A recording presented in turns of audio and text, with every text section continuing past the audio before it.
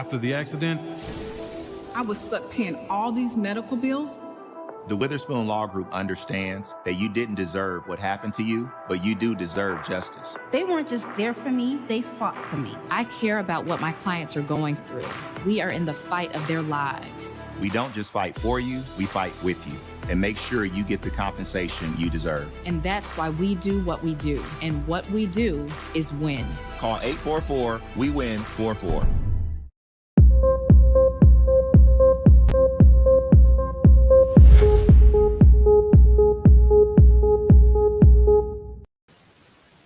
Welcome to Winning Wednesday. We are here for another exciting Wednesday full of information that we can win with.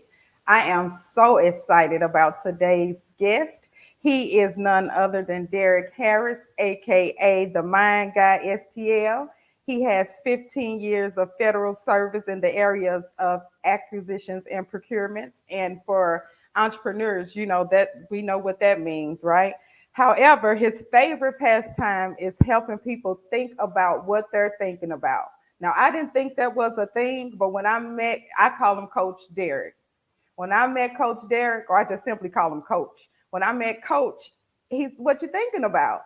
Let me help you think about it. So we're gonna dive into how you can help others think what they're thinking about. I couldn't help but to say that he's also releasing a book, The 52 Days of Fruit. We're going to learn what that is.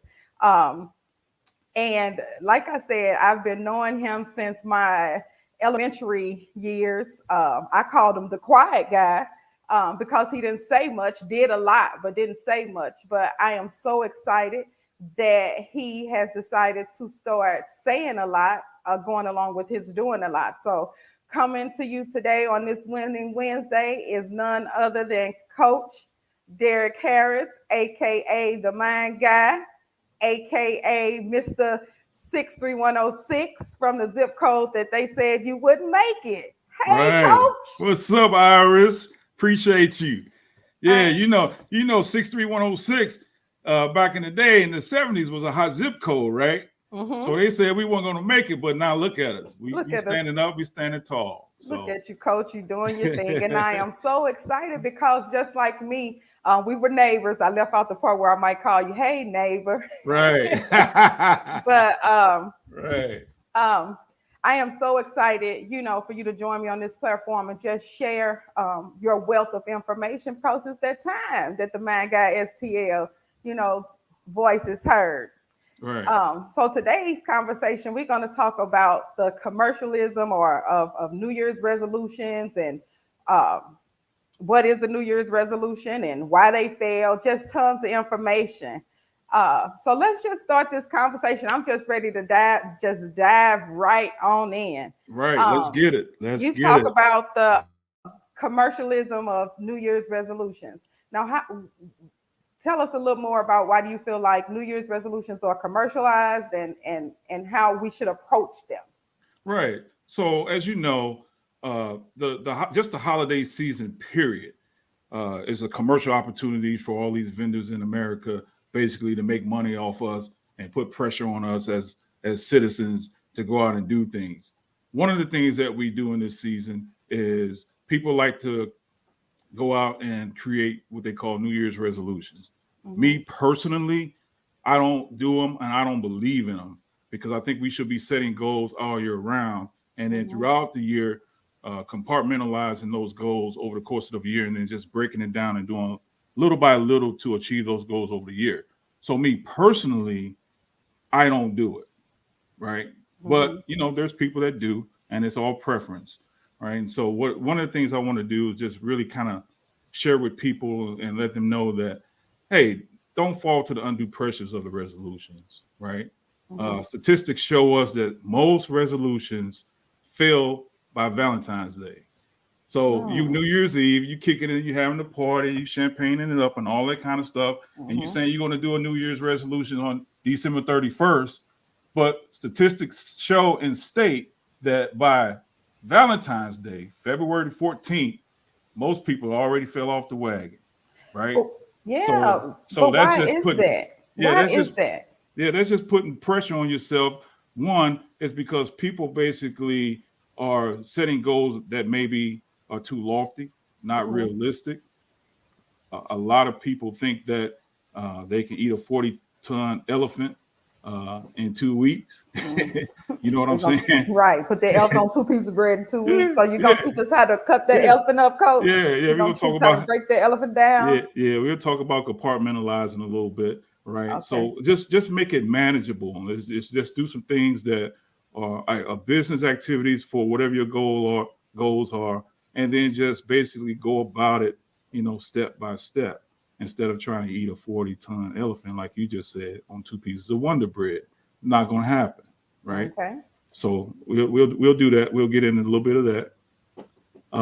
One of the things, another reason why it fails, people make these resolutions, so to speak. They go out and incur all kind of debt, and then when they get their first bill and look at the bill and look at the statement for all the stuff they just bought, and here it is, Valentine's Day already, and they already fell off. So that discourages people. So now you're tussling with the debt that you're trying to pay off, and not even really focusing on the goal that you set on New Year's Eve. So just little things like that we can talk about, Iris, and kind of help people get an understanding of how they really can tackle this if this is what they want to do. Yes. The people help me, coach. Help me. So let's talk about the compartmentalizing of the goals, right? Right. We set these big goals every year, and we want to get it done.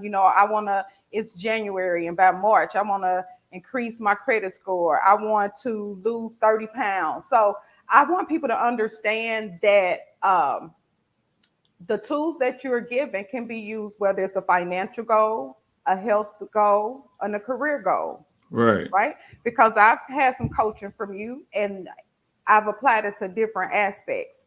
Which, before we get into compartmentalizing, let's talk about how you apply coaching. Like, what's your background that you use to, apply your coaching? Great.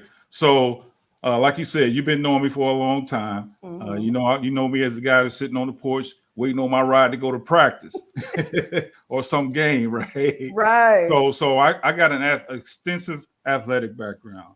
I was able to play junior sports, high school, college, went to NFL, tried out for NFL teams, went to Canada. So I had a pretty decent journey athletically. And what people don't know and understand about athletics is that it's a breeding ground for adversity and teaching you how to move and operate in and out of adversity. And so what I do as it relates to coaching and taking those principles of athletics, I take those same principles and apply it across my life, right? So it's certain things that I do and certain things that I'm accustomed to doing as it relates to playing sports. I just translate it over. So take, for instance, everybody that knows anything about football knows it's 4 quarters in a football game, right? First quarter, you're just trying to fill it out. You're looking at your opponent, seeing what they're doing to you, see what you can do to them. Second quarter, you're trying to fine tune it. Third quarter, hey, it's time to ramp it up. Fourth quarter, it's time to get it. Right? So in my life, let's just take, for instance, at work even, nobody has to come tap me on my shoulder in the fourth quarter of the fiscal year and tell me to turn up the volume.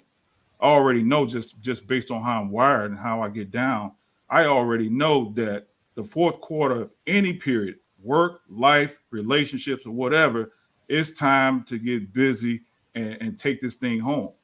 And so I just translate that stuff that I gain athletically and just translate it over to personal work. It's just called transferable skills, and so those are things that I picked up along my journey of life, starting at 7 years old. Yeah, and I love that coach and player technique or mindset when you are managing a team or trying to reach goals collectively. Like, it's just an easy way to show them how you can win collectively. Right. All right. So let's talk about compartmentalizing your goals, because I have my pen and paper ready. Okay. So cool. How do we compartmentalize our goals? Let's just start with some basics, right? Okay. Let's just talk about what are the benefits of compartmentalizing your goals and compartmentalizing your process steps to reach your goals, right? So one of the things that you can benefit from compartmentalizes is that it reduces the stress of trying to attain the goals, right? So imagine you sitting in the middle of a parking lot right, at a cookout or a bonfire, and somebody says, here's 2 pieces of bread. I want you to put this 40-ton elephant on that 2 pieces of bread and make a sandwich. It's not going to happen. However, when you get a coach in your life, and your coach might say, well, I'll tell you what we're going to do. We're going to start chopping this elephant down. We're going to bake some of it. We're going to put some of it on the bonfire. We're going to put some of it in the oven. We're going to freeze some of it. We're going to give some of it away. Whatever you're doing with it, you're breaking it down and making it more manageable, right? And so when you do that, you take the stress away from, using the analogy that I just used, 2 pieces of bread and a 40-ton elephant. You're starting to reduce that stress because now you got little bitty pieces of the elephant broken down, and you decide which ones you want to attack, right? So the main thing is it reduces the stress level of trying to obtain a goal, right? And then the goal, like I just stated, becomes more realistic. And then it also increases your ability to stick to the goals, right? So you want to have that ability to, when you set goals, you want to have the ability to stick to it and drive it to completion, because you already said, this is my goal to do X, right? And so whatever X is, somehow, some way, you put it in your mind and put it in your spirit that that's what you want to do and that's what you want to obtain, right? But when you break it down and you compartmentalize it, it makes it more manageable. You reduce the stress. It also increases your ability to stick to it, right? So those are the top 3. And then 2, to add to that, it builds confidence, to drive the goal to completion. And so you need confidence when you're doing this stuff, because some of the stuff is challenging. And so we'll get into that a little bit, because you want the goals to be challenging, but you also want them to be achievable, right? So it builds confidence. And then last but not least, it puts you in a position to help other people. So part of this whole journey is, we want to help ourselves, true. We want to do stuff for ourselves, true. But if you're not helping other people along the way, then kind of what are you really doing it for, other than a selfish reason? Exactly. Yeah. So can you give us an example of compartmentalizing a goal? Yeah. So let's just say, for instance, let's just say a person wants to take a credit score. That's something real simple. That's something people are familiar with and people want to work on, right? So say, for instance, you have a credit score of 700. And you say, I want to take my credit score within the next year up to 750. Okay. Right. So your starting point would be 700. And then your end point is 750. And so all the steps in between that are your business activities that allow you to gain and progress through your process steps to get to that 750. Right. So those are the things that some of the things that you can do. And so what I like about compartmentalizing this is that when you create this list, and you identify what it is that you want to do as it relates to the business activities. And then you also have to identify when you're going to do it. Okay. Right. So if you say, I want to raise my score 50 points from 700 to 750. Well, when do you want to do it, Iris? Oh, probably in the next 300 or 400 years. What? No, that's not even realistic, right? Right. Just based on where we are on our birthdays. So just set realistic goals and just say, hey, you know what? I want to raise my credit score 50 points. I'm at 700. I want to go to 750 and want to do it in 1 year, right? And then you start listing the things that you want to do. Yeah. Okay, because you can't give them too much, coach. Now, if you want more information or want to be coached by the mind guy, let's see, where can they follow you, coach? Where can they hit you up in the DMs to get some of this good coaching? We're going to tell them the steps in between. We got to get them to call you. Okay, give them your handles. IG and Twitter. We got them on the screen for you. Tell them, coach. Yeah. So IG, you can hit me at the Mind Guy -STL. Twitter, you can hit me at the Mind Guy STL. And if you want to send me an email and have a little conversation back and forth, you can hit me at themindguystl@gmail.com. Great. Yes.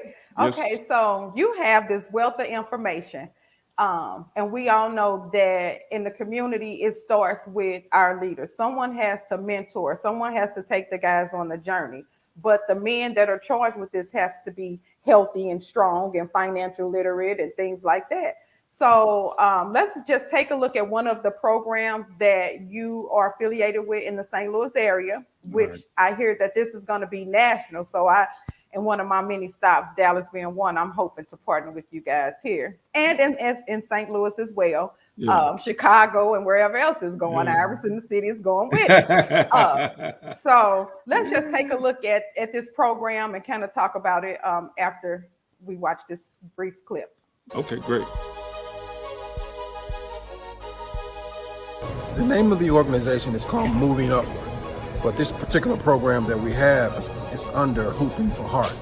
And basically what it is an early detection of hypertension for men over 30. We thought this was a good opportunity to combine exercise with the health initiative. Okay, I became a part of this league because I'm a member of the Old Island YMCA Rexflex. And being up here about 7 to 8 years, I met a guy named Hayes who told me that he was going to be starting a 30 and older league for young adults around St. Louis. And it's based around our hearts because in the young community, we have a lot of people such as myself that has high blood pressure. And a lot of times be sick and ill that does not even know it. So that was basically the reason why I was very excited to be a part of a program like this. That is an awesome program, Coach. Everything I do is placed around my heart. That is why I share information like this. So I just love that. And then guys don't like going to the doctor. So that is a way for them to get their checks and things like that in the environment in which they're comfortable so that they can go out and mentor. So tell us how you are involved with that program and what people can do to participate and make it stronger. Yeah, basically, I've been knowing Byron Hayes over 25 years, right? So that's my boy, and things that he do in the community, we try to support him.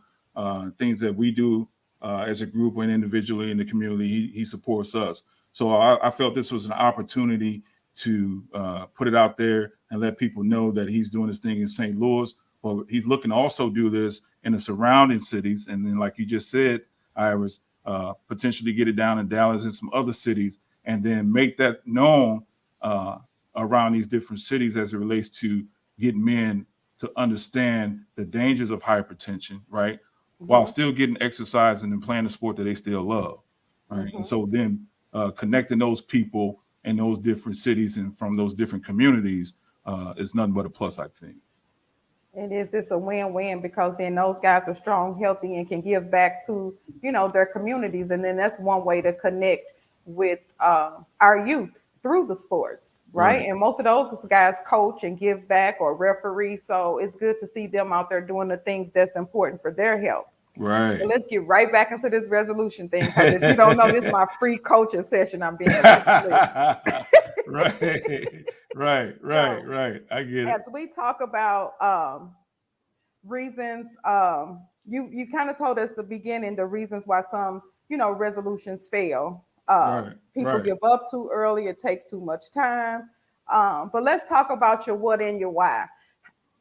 Right. So how can people, because you often ask, and you ask this to my son, and sometimes he have goals, but he don't know why he have them. He know the what he want, but he don't know why, and things like that. So I think that's important when helping goal set, drilling down the what and the why. Can you speak on that a little more? Yeah, just to touch on that just a little bit. Is everybody can come up with what, right? Mm-hmm. I want a house. I want a car. I want to go on a trip. Those are what's. Those are things, right? But why do you want them? And that's where people have the difficulty connecting. And so when you can come up with why you're doing something, which is your purpose, right? What drives you to do what you do? What drives you to get up when you don't want to get up? What drives you to do stuff when you just think, hey, I think this is a dead end. I don't want to do this, but you still go anyway. The why is getting you to that point. Mm-hmm. So in understanding your what and your why, that's your driver, right? Mm-hmm. And that why is a part that is really the part that sustains your ability to keep moving when you don't even want to move, right? So it's important to understand what it is and why it is. Yeah. So I know what and why. I just need to make sure I'm compartmentalizing because we all want to go from here to here. But what's the number one thing we must do to even reach a goal? What must we do to reach our goals? What's the number one thing? I think the number one thing is you want to make sure you set challenging but achievable goals, right? So that's part of your journey, making sure that you're setting yourself up with situations and business activities that is just going to yield you success. So again, you don't want to do something that is just so super easy or just so super hard that either way you don't do it. You want it to be challenging but achievable. That's the number one thing. Second thing you want to do is make sure that you declare starting and end points for the goals. So using that analogy that I gave you, your starting point and raising your credit score is at 700. Your ending point is at 750. So now you have those two parameters set and you know what you need to do. And now what you need to start doing is following the process steps that you're going to start building between 700 and 750, right? That's what the meat of the sandwich is, right? So understanding that. And the key word is start. That's yeah. Coach would check in with me on a project. I would tell him, and some people you just don't tell you starting a project unless you really want to finish. Coach, I was where you at with that project. Right. All coaches on the show, you ain't started. Right. So Right. key word is start. Coach taught me that you have to start. If you want to get anywhere with anything, you must start. Any type of movement in the process, but you got to start. Right. You got a lot of people that are in the technology. I'm still a pencil and paper guy. I like to write things down because it makes me feel intimate with what I'm writing down and what my goals are for the year, for the day, for the month, or whatever. Right. So I still write things down. So what people do is they lean so heavily on their technology, and that's not a problem. If that's what you're doing and that's your thing, then do that. Whatever you do, like you said, the key thing is to start. Right. But I use what they call a descending order metric tool, which again, my goal like is 750, and then I work down. And once I get my list built, right, then I work from the bottom up. And so that as an ex-athlete puts me in a mind of competition. I'm going up, I'm climbing, I'm achieving, and I'm gonna reach the top of the mountain. And the top of the mountain is to get that 750, right? So that's what I do. I don't tell people what to do or how to do it. All I'm saying is do something. Pick something that's going to work for you. Pick something that's going to hold you accountable. And again, just start, right? Then you want to clearly identify those activities in between the start and the end periods, all right? And then what's really, and we do this and we do it informally a lot, but you want to solicit a trusted accountability partner. So you want to have somebody that you can trust that's not going to beat you up for not doing what you're supposed to be doing or just because you fell off. But you want to have somebody that's really going to hold you accountable to the things that you said that you want to accomplish in your life, right? So make sure that you pick a person that's solid in that area. And then once you do that, share the plan with that person and making sure that they understand what your goal is. And then that way they know what to do to help you get on track and stay on track if you happen to fall off. And then once you do that, just set a schedule. It doesn't have to be every day. It can be once a week, once every 2 weeks or whatever, but set a schedule with that accountability partner. That way you guys can check in with each other and making sure that you stay on track. All right. And if all fails, right, if you fall off, don't quit and don't panic. Just simply get back on track and get back on the journey. Right. And by you writing that list and doing your start points and your end points, you'll know exactly where you fell off. And so if you happen to fall off, just look at where you are and get right back on and start moving down that journey. Greetings, sis. Thanks for watching. I know you're getting all this good information from Coach Derek. You have a question. This is your only chance to get a free answer. The answers are not free. The game is sold, not told. So if you have questions, feel free. And my guest of the day or my watcher of the day is Leslie, because she said my shirt was pretty. So Thank you, Leslie. All right. Well, Coach, you have given us some valuable information. And coming from that 63106 zip code, you definitely don't sound like a guy that they can put in the category of not succeeding or didn't make it, or you're just a no excuse kind of guy. And we need guys like you to speak up. That's why I'm so glad that you went from Mr. Quiet Guy to the Mind Guy. You know, it took a minute, but you're ready now, you know? So yeah, about 40 years. Right.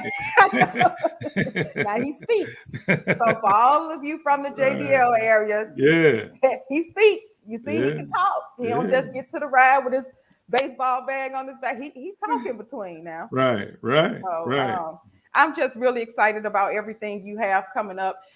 Give us a quick snippet about the fruit, 52 weeks of fruit. Tell us what fruit stands for. Okay, so write this down. Yeah, so for me, in order for me, so you and I have a relationship. Again, we've been knowing each other since the 70s, and childhood, friends and neighbors and stuff in the neighborhood where people said we weren't going to make it, right? So we already have an organic level of trust. But when you go into new people's lives and then you encounter them, say, for the first time, you got to forge these relationships in order for people to be comfortable with talking to you about intimate stuff, right? So fruit for me, this is what the Mind Guy come to bear. I bear fruit, right? We think about fruit as it relates to our bodies and nutrition and stuff like that, but very seldom do we think about fruit for our minds and our spirits.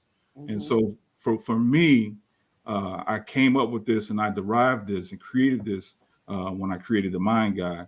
Fruit stands for forging relationships, utilizing intellectual teachings, right? And so through just intellect and conversation and just fellowship, we're going to help each other grow.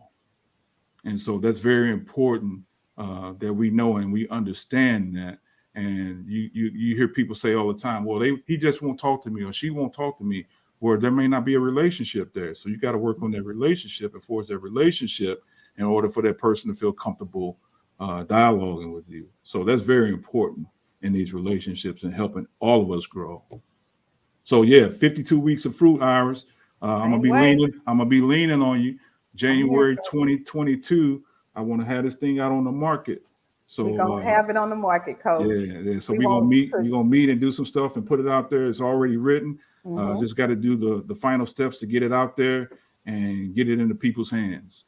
Yes, and you can catch Coach Derek sometimes in the gym. We ain't gonna say which one.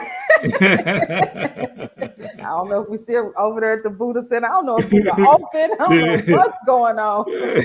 Yeah, I'm over. I go to Buddha with my boy Coach 3. We know it's still open. We go over there to Buddha Center. The building's still open. Please reach out to Coach Derek if you're in the St. Louis area. If you are in the education field, he's a good speaker to come out to the schools, talk to the young guys, wealth of information, and just always willing to give up himself in the community. So thank you, Coach Derek. I know I have called you many a days. I'm a mom that stayed in the gym, so I had to make sure I was doing the right things or asking the right questions when trying to communicate with my young men. So I appreciate you for that. And my young men sometimes consisted of teams of 3 and 4 teams of little guys pulling on me for things. So thank you. And for my personal young men, I thank you for always being available. Yeah, I appreciate it, Iris. I really appreciate you allowing me to come on the platform.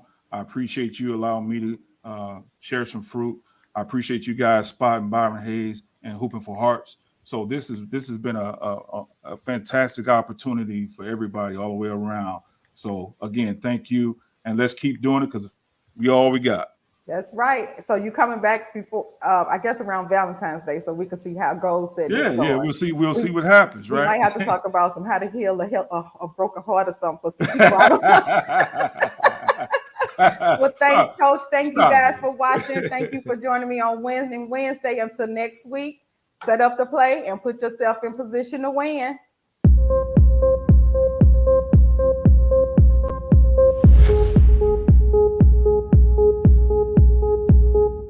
after the accident, I was stuck paying all these medical bills. The Witherspoon Law Group understands that you didn't deserve what happened to you, but you do deserve justice. They weren't just there for me, they fought for me. I care about what my clients are going through.